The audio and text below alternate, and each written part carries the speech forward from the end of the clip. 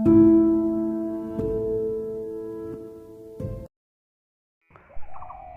Hello दोस्तों, welcome to my Arctic channel. दोस्तों, आज की इस वीडियो में हम देखेंगे एक मूर्ति को कैसे मिट्टी से बनाए जाते हैं। तो दोस्तों चलिए हम मिट्टी बना लेते हैं।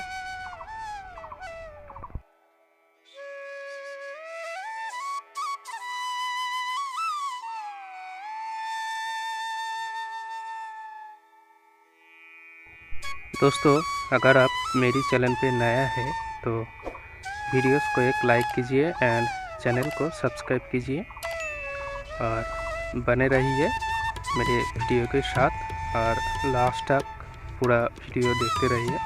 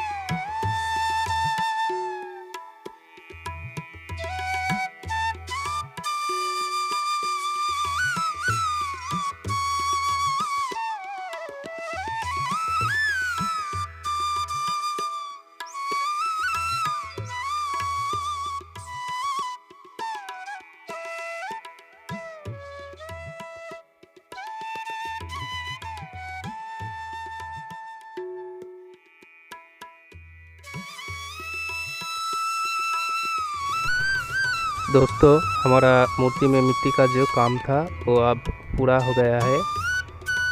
दोस्तों अगर आप मेरी चैनल पे नए हो तो वीडियोस को एक लाइक कर दीजिए एंड चैनल को सब्सक्राइब कर दीजिए और बेल आइकन को दबा दीजिए।